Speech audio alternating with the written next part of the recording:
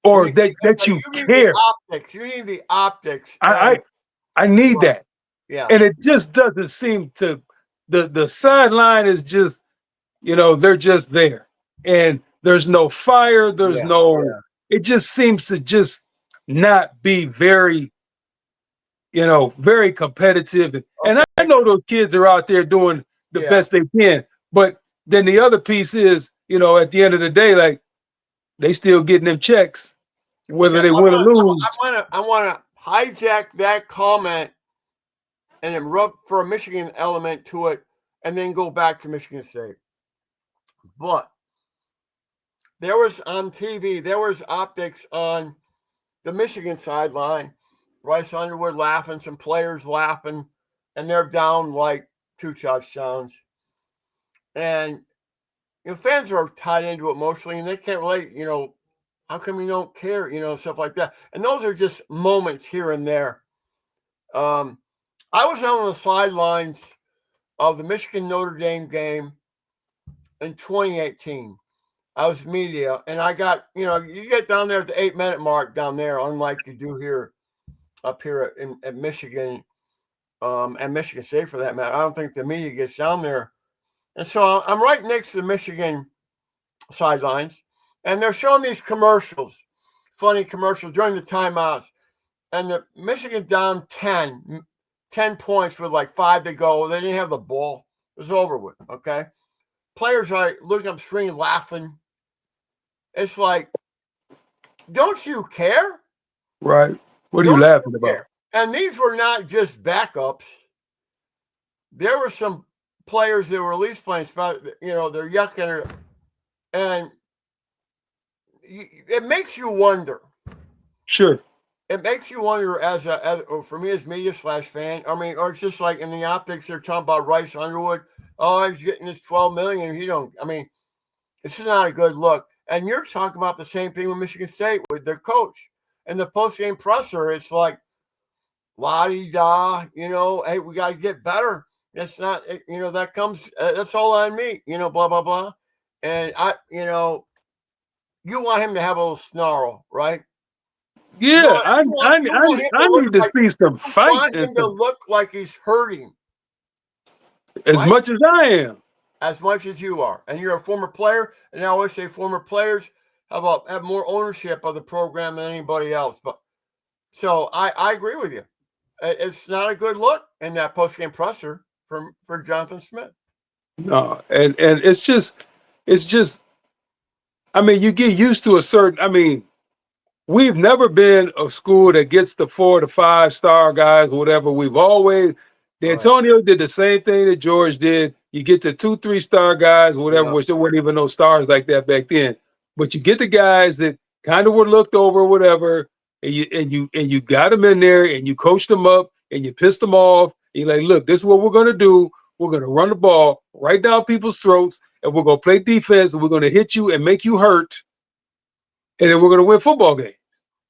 And would Right. have proved to these people that we were good enough to be there, but you didn't like us, and that's what we did, and that's Yeah. what D'Antonio did. Yeah. And ever since then, we just been, Mel's chasing all these superstar whatever. There's a reason why those guys are leaving and are not the places where they were. You Right. know, it's not But, conducive to but winning. here's the problem, and this goes back to Indiana. What they did out at Allison Stadium. I mean, Kurt Signetti comes in last year. Indiana has had no I mean, I followed Indiana since the Harry Gonzo days. The one year they went to the Rose Bowl back in 1967 season, and they have been absolutely that program for the most part, other than Bill Mallory had a little glimmer of hope here and there, abysmal. He comes in there, brings several of his players, 13, 14 of his own players from JMU, an FCS program. Instant success. A lousy schedule last year, but I can't hate on that this year. He just went out to Oregon, beat the crap out of them, beat the crap out of Illinois, worse than Ohio State did. You know, then those But Ohio that's State and Indiana are going to be in the Big Ten championship game. That'll say a lot, but that's the same. But if So you you look look at at it, that, Perry, and Michigan State people go, well, shit. I mean, Michigan State football tradition blows away Indiana's, in my opinion, sure, over historically. Not even in the same category. sure, Okay? But look what's happened. So that's what people look at.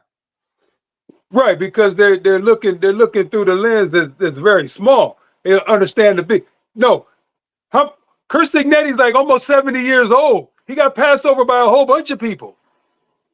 You Well, he's know, in his early 60s. Well, he's old, not as old but as me. but my point is, he brought those kids are winners. They're Yeah. kicking butt at you, and they came with what? Big chips on their shoulders. Yeah. Big chips, and the coach has a chip on his shoulder. Yeah. What did he do the first media day? What did he do to you? Yeah. Pissed you Google me. off. I went. I mean, he came out aggressive at the microphone. And using a little cynical humor, arrogant, competent, flamboyant. Braggadocious, all those words. Google me, I win. I mean, when you see that, I'm looking at Evelyn and go, what an arrogant son of a bitch that mother effer is, man. I mean, it kind of pissed me off because you're Exactly. breaking protocol of what media days is all about. It's all a PR thing. But my hats off to him. Right, because it goes back, and his kids see that, and they're like, "Hey, this guy got my back. Yeah, He's gonna go fight for me, and he's going to let the people know that we're here and we mean business. So it's my job to go back him up." Mm-hmm. And that's what they've done. Okay, so I'm going to go back to this Jonathan Smith thing. I don't want to belabor it too much, but if you're the athletic director right now, what do you do moving forward? Well, I mean, it's all based on the money. I mean, he has no ties to Jonathan Smith. He doesn't care about Jonathan Smith. I know, but you got a $33 million buyout. I mean, that takes board trustee approval and things like, right? Hey, but he has no loyalty to John Smith. He could cut him tomorrow. He might cut him after the bye week. What would you do if it was you?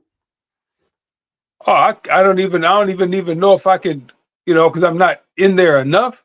But I know what I see, and I'm not happy, and I'm not seeing progression. Okay, so Michigan fired Rich Rodriguez after 3 seasons, Brady Hoke after 4 seasons.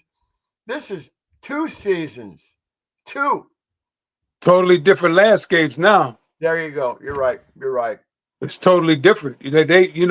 Especially with the ability to go into, and like I said, we got money, and we were in on a lot of people who, with good offers, with good people that fit in our program the way, and then other people came in and offered them twice as much. Well, hell, you can't compete. And one of the big ones is Texas Tech. They down there throwing around that money, and look what's happened.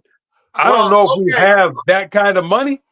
One guy, one Oil Man alumnus or friend of the program donated $28 million to the NIL. One guy. That's more than Michigan. I mean, Michigan got $20 million NIL by its. I mean, that's what Texas. That's that oil money. And Texas Tech, oil money. This is where college football is going. It's like Major League Baseball, no salary cap, but that doesn't necessarily win. The team with the biggest payroll wins. No, you still at one time with the lowest payroll. You know what I mean? You gotta have the right Jimmys and Joes for sure. But you gotta have the right guys. But it makes it a hell of a lot easier. A hell of a lot easier when you could get enough of them. Yeah. Makes it a lot easier. So I mean, it's You know, these buyouts and things of that nature. I mean, we don't have Texas money just to throw it away. That's true. Yeah. You know, and to get and again, like, okay, what do we have? I mean, yes, we have some great tradition, and you know, we have really good fan base and alumni and that kind of stuff. We have everything that, you know, to be, and I don't think anybody's necessarily asking like we need to be in the playoff every year. Yeah, that'd be great, but damn, man, we got to be better than Well, just I mean, yeah, getting losing thrashed season. on homecoming. I mean, in 22 was that no? That was losing season with Mel Tucker, and The then second one, yeah, oh yeah, well after the 11-2, yeah, yeah. So 22, 23, and 24. You've had 3 losing seasons in a row. Is that it? and this one's headed that way. This one's headed that way too, and that's unusual for Michigan State in recent times. Oh, no Yeah, I mean, question. you know I what this mean, took me back to? This took me back to Muddy Waters season of '82. You look like 1982 version of Michigan State in the back half of that year. Back half of that year. the sad part is like this is really the perfect time to go play Indiana. Well, well, yeah. I mean, You know, you're no in theory, coming off the big huge win on the road, you're upset, blah blah blah, and they're gonna be feeling good about themselves, and they'll be yeah, underlooking you, yeah. and But you know, and it's gonna be 57 to fucking I mean, friggin' Michigan six State or could something. play well, and lose by. Michigan State could play their best game of the year and lose by 28 in this game. Oh, without a doubt, Yeah, because we don't have the answer, I believe, on the back end defensively to stop that no, passing. no. And Aiden Childs, I mean, I don't know. I mean, the backup quarterback looked all right. I mean, I don't know. I don't know. I don't know your team that well. And I do know that this year's Michigan State game is girding up to be the least significant Michigan State game in recent memory. Right. At Both first, they fan were bases, Michigan both fan fans were looking bases to will be buy those selling their tickets. tickets. The Michigan fans were looking to buy those tickets because, you know, whatever. But now, man, okay, No, how now can they're going to be both. Now, if they let's lose to save my money? Washington, if they lose to Washington, it's going to be a fire sale on both parties. Because Yeah, I know Michigan State fans say, oh, let's just lose the rest of our games, which will justify the dismissal of Jonathan Smith. That's what they're saying. yeah, but then where do you go? I mean, Well, they got a good. I think they got a good athletic director, and I don't know. I don't know. I'm not into this. I'm typically not one who jumps on the fire coaches thing quickly. I know up in Madison, Wisconsin, after Iowa hung 37 in a shutout win over the Badgers, I cannot imagine what that fan base is saying about Luke Fickell right now. And they're going to destroying them. Columbus next week. They are going to Columbus just like Michigan State is going to Indiana. It's going to be a really interesting weekend. How things go next week. Will be a lot of guys looking at the tarmac to make sure they can get on airplanes if they on the road, if they can get a Yeah, ride home, if yeah. things don't go right. Okay, Kerry Keyton, just think a week from today will be rivalry week, kicking off all the hype. Michigan for 2025. Wow. We're going to have to make shit up to get people excited. We'll have to be pulling stuff out of our back pockets just to create some excitement. Yeah, we'll talk And about things. the most riveting games and go back historically maybe to pass the time and not think about what's going on for Michigan and Michigan State. Anyway, Kerry, great job But as always. however, though, real quick, couple things. I got to shout out my Cali, her East Lansing volleyball team for beating Okemos for All the first right. time that I have ever seen in Good 8 job. years. of watching volleyball Proud beat of them that. 3-0.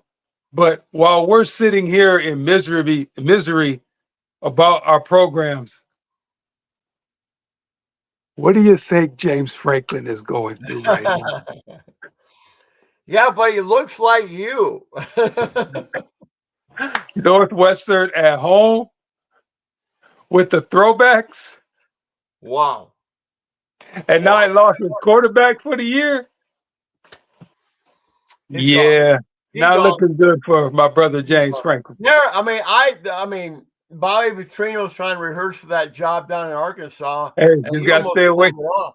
You just Yeah, gotta stay away from the volleyball players. It'll be all right. yeah, and don't but careful who you give a ride on your motorcycle.